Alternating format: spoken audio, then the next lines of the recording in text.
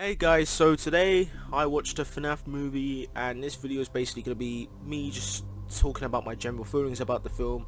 This isn't going to be like a proper serious really in-depth review, it's just kind of going to be me just sort of talking about like my general feelings on the film. Obviously there are going to be a few spoilers here and there. I'm going to try and keep this review not going too far into spoiler territory. I will probably put up a warning, however, if what I'm going to say is going to be just a downright spoiler, which is a fair amount of the video, so just you have been warned. Obviously, if you're gonna watch the film and you don't want it to be spoiled, then probably wait till after to watch this, right? These guys, you've been warned, so yeah, let's get into it. Now, this is just basically my 2 cents on the film, pretty much, so I'm not gonna try and make this too long. So, the film as a whole, so I'm just gonna go over how I generally feel about the film. The film is fine, I think it's pretty good. I'll probably start off with what it did well, and then I'll kind of go on to what it didn't do so well. So, I would say, in terms of the characters, I think the animatronics mainly are 10 out of 10, right? Or at least in terms of how they're like presented, right? They are pretty, well, they're pretty terrifying, but at the same time they kind of have that uncanny feel from the games. The actual like animatronics they got for the film are pretty much like a one-to-one of the games, and yeah, the design of them is perfect. They are during the more gory scenes of the film, during like the more like, you know, tense parts of the film, they are very, well, scary. I know it's a bit of a vague way to explain it, but they definitely got them down. The only time they don't feel exactly on, like spot on, is there's kind of, and I'll get to this in a bit, but there are moments in the film where it kind of jumps from horror to comedy, which isn't something unheard of for Five Nights at Freddy's, to go from something horror to something just wacky and silly, right? And, you know, completely unserious. It's not unheard of for the franchise, but they do it in the film as well. And the animatronics aren't really as scary. Don't get me wrong, still like they're still like kind of funny to watch and whatnot, right? And they still look good in the animatronic suits. It's just that it doesn't really feel like something they would do. I don't know. Yeah, but there's a huge tonal shift in the film, and I will get to that later on, but like, yeah, it is quite jarring. Now the human characters, so we'll start off with, say, Mike. I think Mike was a pretty good protagonist. He suits the role very well of being kind of just sort of the everyday man, not the everyday man, but like just kind of the nonchalant guy who doesn't like go into too much detail, doesn't really ask too many questions.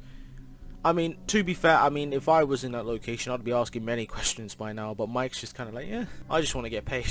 There are deeper aspects to his character, obviously, mainly with, say, the kidnapping of his brother, and how he kind of traumas that, and every night he sort of has like nightmares about it, and the spirits animatronics slowly get involved with that dream, and they sort of use it as like they sort of use it against him, right, later on, which I do like how they have a fairly simple character that yet also has, well, quite a large reason, like quite a large flaw, or in this case a weakness that can easily be exploited by them. And usually in most films you couldn't really do much about that type of situation of him having the nightmares, because, well, most films ain't about that, ain't about spirits that can get involved in people's hallucinations. But in this case it works very well, so it kind of sets up a direct, more personal conflict between Mike and the animatronics, and I think that's actually pretty good. Other human characters, there's not loads of characters in this film. You have William Afton, again, perfect villain. There's sort of he's kind of like a twist villain, right? At the beginning of the film, you don't really see much bad in him. You just see him as a regular guy, you know, not much, right? And then he's not really in the film after that point, right? So you're thinking, oh, that was just some kind of like minor character, he's not going to be too relevant. But then later on, he turns out to be the villain. Obviously, I already knew this because, well, I've seen the games and whatnot. But for someone that isn't familiar with the games, that comes as quite a shock. And the actor that plays him as well, yeah, definitely had a lot of fun doing it well. I could probably see that. But yeah, when William becomes like fully into like his role of, well, a serial killer, it honestly, that was probably one of the best performances in the whole film. And especially, say, his moments at the end of the film Mainly his confrontation with Mike and then a confrontation with Vanessa and the animatronics. Yeah, that was probably the best scene, right? But I like his kind of 180 that he does. I would say, yeah, he's probably the best villain out of this film because he's also the most consistent. But that's obviously not the only reason why, but he's also the most consistent villain, I would say, or antagonist. Then we have Vanessa. I think Vanessa was fine. There's a lot more really that needs to be said about Vanessa, because in the film it's not like she's not in the film. It's not like they just put her aside, but there's a lot more going on with her, between her and William, than what is said in the film. And yes, I know this is a huge difference compared to the game's lore.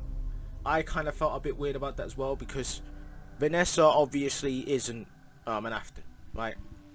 At least if you look at the games, it's hinted that she knows them maybe, or the Aftons know about her, but it's never said that like she is like anyone's daughter in the Aftons, right? That's never said. It very well is just a woman that just kind of got dragged in. Yeah, but the reveal that she was his daughter, I felt it's for the film itself. It makes sense, and it's a decent sort of like build up to it. However, if you take it into the game's lore, then it's very confusing and it's very startling. But like I said, this film isn't exactly the games. It's mainly based about the games, but it does take some deviations in the main one here, right? Because otherwise, it's basically the FNAF 1 story. Yeah. There's also Abby. I think Abby's character is fine.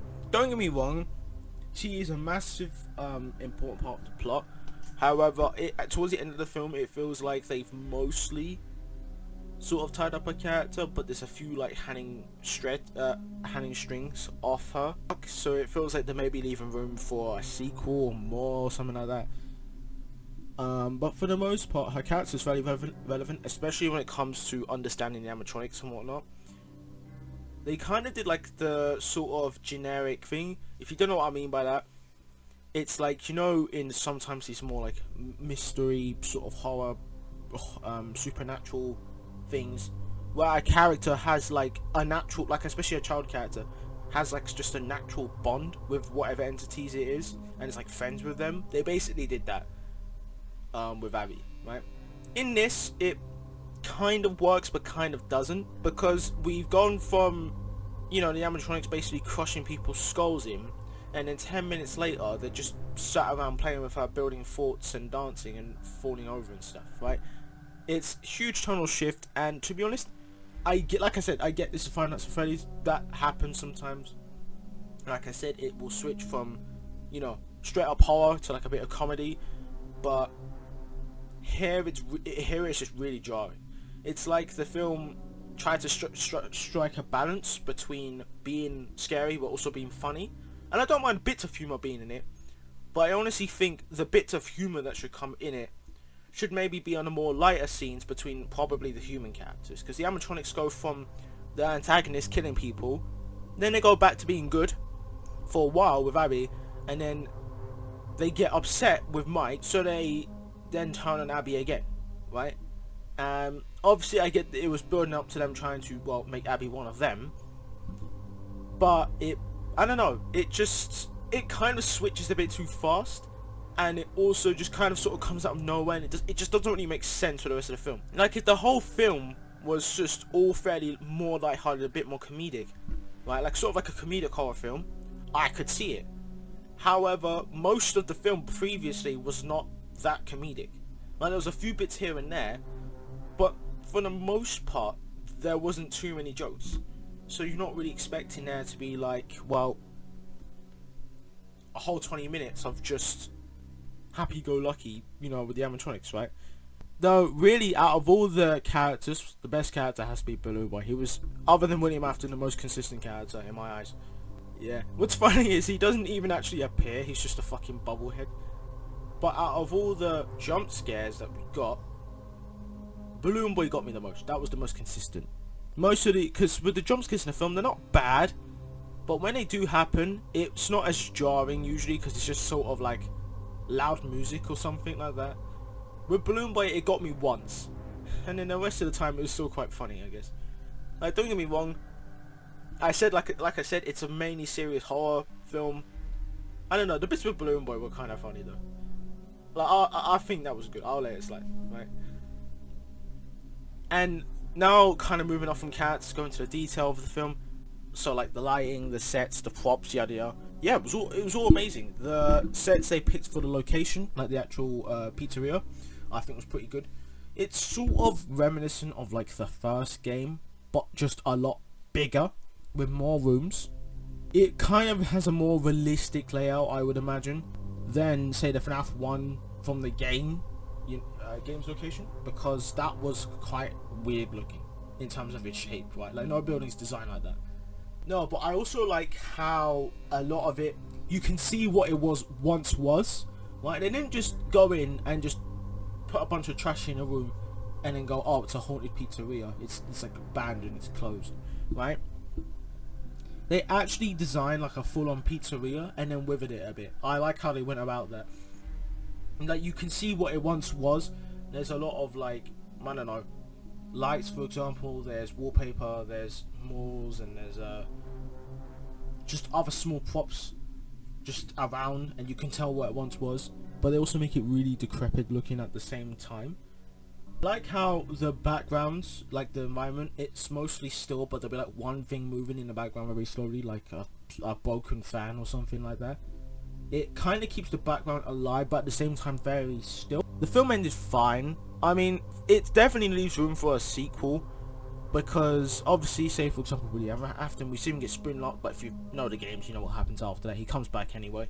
The ending of the film was fairly conclusive, however, it does definitely leave gaps open. I got one main sort of theory, well, there's kind of like two. There's one main theory, and that was, this is complete spoilers now, by the way. I think Garrett, which is Mike's younger brother that got kidnapped, is Balloon Boy. That's why he's present, kind of, in the film, but he doesn't do anything.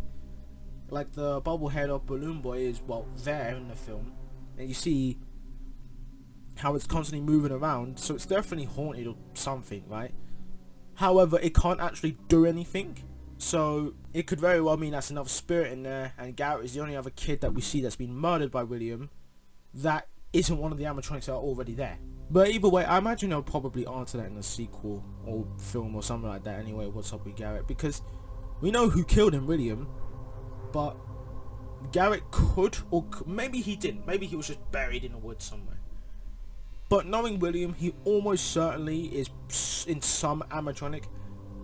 And I wonder if Mike will ever interact with said animatronic. Well, he probably will in the future, but that's probably for like a second film or something. Yeah, but they definitely have plans for more films. Like, there's a lot of extra bits here and there, which definitely implies so. Anyways, that was like sort of my 2 cents on the film. Let me know what you guys think down below. Now, I've made a longer video with my friend who I watched it with. It's much longer and it goes more in depth, and we recorded it straight after watching the film, so you'll see a lot more of like our thoughts still kind of being processed, if that makes sense, about the film. And it's like twice as long as this video, and we go into a few more of like our theories and like a few extra bits about the characters and stuff. So I'll probably link that in the description or at the end of this video.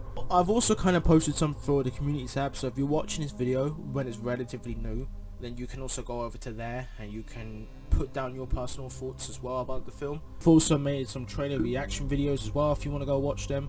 And 100% this year has quite a lot of FNAF content coming out, like the Ruin DLC that's already come out, the Hell Wanted 2 that's coming out soon. So towards the end of this year, I'm definitely going to be uploading way more FNAF videos, so this is kind of me getting ready for it. Anyways guys, I will see you in the next video. Goodbye.